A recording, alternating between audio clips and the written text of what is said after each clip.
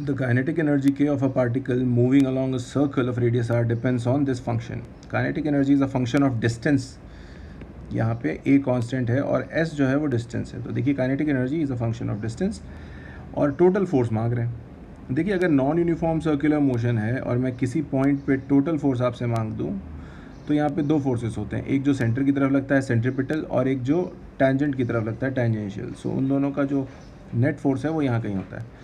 और वैसे I hope आपको पता हो नेट फोर्स ऐसे लिखते हैं, मास इनटू टेंजेंशियल एक्सेलरेशन का होल स्क्वायर, ये हो गया आपको फोर्स टेंजेंशियल का होल स्क्वायर, और force centripetal which is m v square by r का भी होल स्क्वायर, और फिर उस पर रूट चढ़ा दीजिए तो नेट फोर्स हो गया.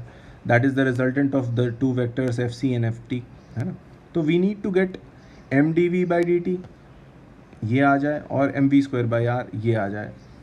Through this we have to find it kinetic energy के थ्रू. तो वो बहुत आसान काम है. Let's C.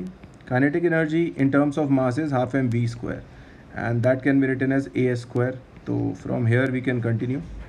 So m v square is nothing but 2as square. तो ये चीज़ तो वैसे भी आ गई.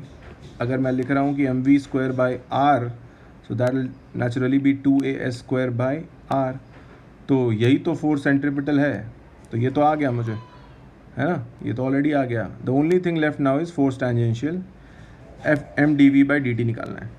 यहीं से निकाल सकते हैं. Now we know m v square is equal to 2as square. इसको डिफ्रेंशिएट कर देते हैं दोनों साइड्स को with respect to obviously time. तो m d v by d t हो जाएगा m times 2v d v by d t, and on the right hand side it will be 2a S square का 2s D s by d T. तो यहाँ पे मैं एक 2 और एक 2 तो उड़ा ही सकता हूँ. तो मुझे आ गया m d v by d t, और m d v by d t मुझे कितना आ रहा है 2as times d s by d t. D s by d t को मैं वेलोसिटी लिख सकता हूँ, right. I hope you understand this. तो 2as और इनटू वेलोसिटी भी लिख सकते हैं, है ना.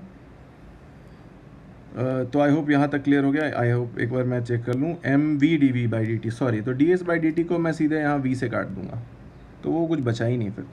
फिर अलग से कुछ लिखने की ज़रूरत नहीं है. All I have is this value which I can place here. बस तो नेट फोर्स आ गया. That is very easy now. The final answer is 2as whole square which is tangential force square, and now this one 2as square upon r whole square. and इसको थोड़ा simplify कर सकते हैं to match one of the answers. तो I can take 2as out under root. यहाँ तो 1 ही बचेगा पहला टर्म, और जो दूसरा टर्म है उसमें s raise to the power 4 रहा होगा. सो s पे स्क्वायर बचेगा और नीचे पूरा का पूरा r स्क्वायर बचेगा. This has to be the answer of net force. Let's check. So option number b here seems absolutely correct. Thank you.